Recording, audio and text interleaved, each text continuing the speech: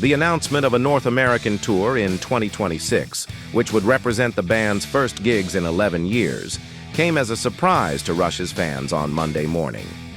There is a possibility that their selection of Anika Nilles, a relatively unknown drummer, to fill the void left by the late Neil Peart, was even more surprising. Nilles' name was initially revealed by Geddy Lee, the frontman for Rush, in an interview with The Guardian in the year 2023. He stated, "I heard this drummer the other day, and I believe her name is Anika.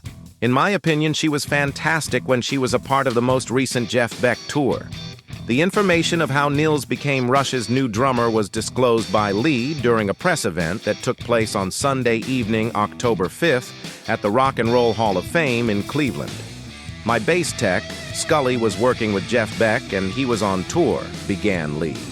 Sadly, before Jeff passed away, he was on tour with him for a few years, and on the last tour, he was playing with this drummer named Anika Nilles, an incredible drummer. And he would come home, he would rave about her, what a brilliant player she was and great person, blah, blah, blah. He continued, "So I kind of looked her up, and she's all over YouTube. She's fairly well known in her own world of music. And then we started talking about playing again, so I said, check her out. Maybe that's an interesting way to go."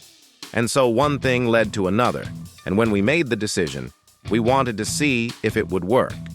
After that, Lee went on to clarify that he and guitarist Alex Lifeson didn't quite know what their objectives were when they invited Nilles to jam with them. In fact, they compared it to a preliminary experiment. It doesn't matter who the drummer is, they all have their own idea of what it's like to play a Rush song. And it's possible that their vision doesn't align with the way that we play Rush, stated Lee. For this reason, whoever we were going to pick was going to be challenging, and there was going to be something akin to a translation. At that time, Lee were not entirely certain that Rush were going to go on tour, so Lee and Alex brought Anika to Canada in a very covert manner. Not only did they do this, but they also made sure that it was not an audition. Every single thing was a test.